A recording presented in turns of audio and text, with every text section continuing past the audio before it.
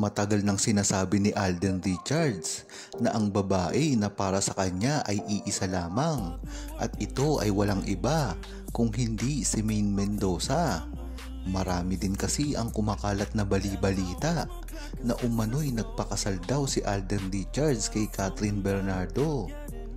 At ang masama pa dito na ipinakakalat ng mga bashers ni Maine Mendoza at Alden Richards ay tila nabuntis pa raw ni Alden Richards si Kathryn at ito ay ikakasal na dahil raw sa mga nakikitang wedding ring. Ngunit pinabulaanan na ito ni Alden Richards at sinabi na hindi naman ito totoo. Kaya wag basta-basta maniniwala sa mga sabi-sabi at maniwala lamang sa sinasabi ni Alden Richards. At dahil kay Alden Richards, lahat ito ay pinasinungalingan niya na at kailanman ay wag dapat paniwalaan dahil paninira lamang ito. Matagal na naman na sinabi ni Alden Richards at ito ay nakikita rin sa kanyang mga ginagawa na ang turing niya lamang kay Kathryn Bernardo ay isang kapatid at isang kaibigan.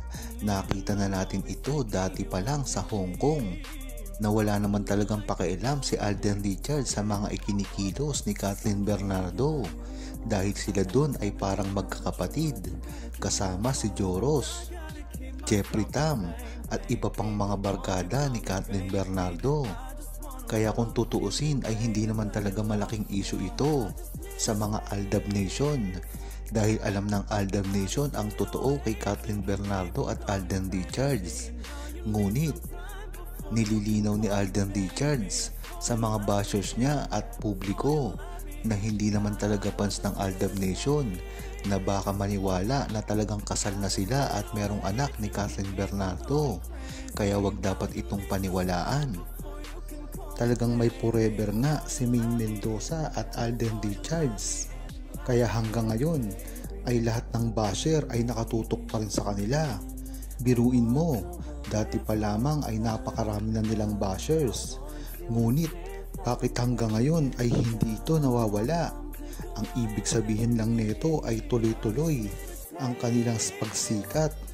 Real couple, four-person couple phenomenal.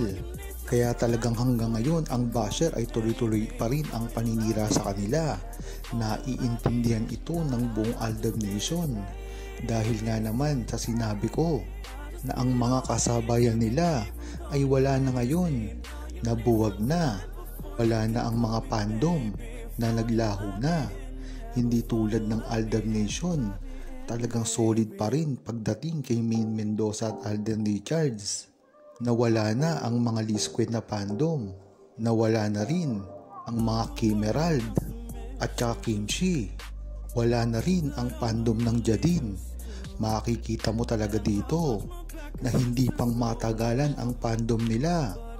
Ngunit pagdating sa Aldab, talagang kitang-kita mo ang paninira kay Maine Mendoza at Alden Richards ay tuloy-tuloy pa rin. Hindi ito nagbago since 2015 pa lamang kasagsagan ng Aldab.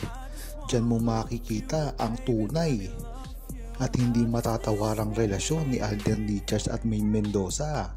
At ito nga naman ang Katniel. Sa lahat ng mga fandom ng ABS-CBN ay ito na lang din ang natira. Ngunit bibigyan ito ng 1 o 2 taon ng publiko. Malalaman at makikita natin na lalabas na ang tunay na hindi pa rin nila kayang talunin talaga ang Aldab.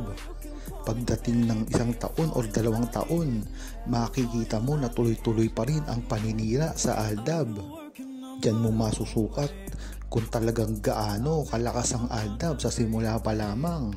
Hanggang ngayon ay talagang tuloy-tuloy pa rin ang pagbulusok ng karir ni Alden Richards at Maine Mendoza. Senior po ako, hindi talaga pababayaan ni Alden si Maine.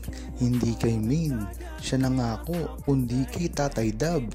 Kaya saan man bitbit niya si Maine, nadagdagan pa ng 3 makukulit.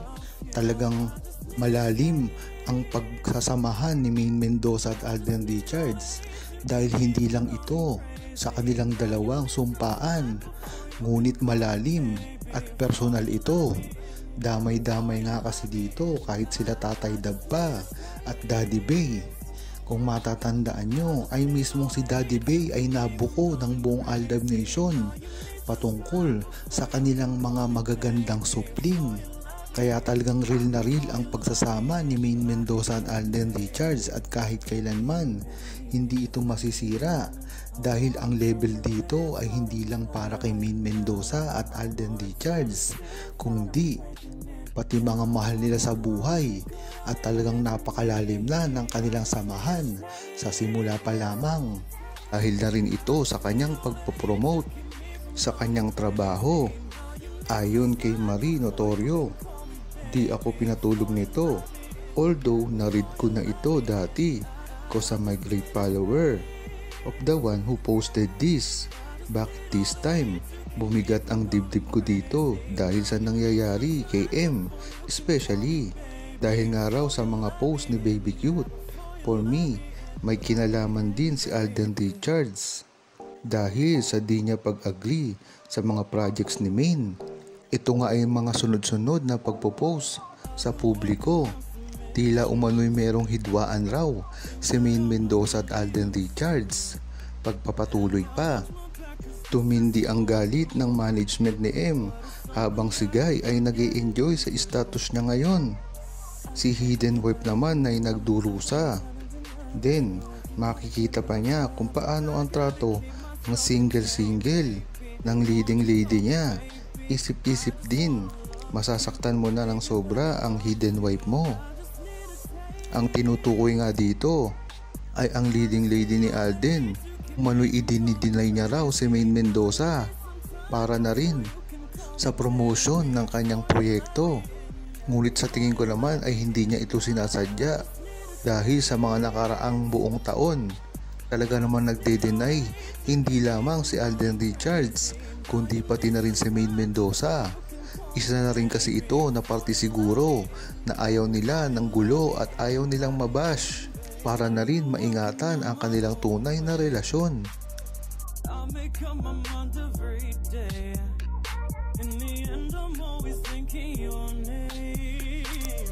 Huwag kalimutang mag-subscribe, comment at i-like ang video na ito. Thanks for watching! You gotta give me your time, and I gotta keep myself contained, baby. Won't you call me baby? I just want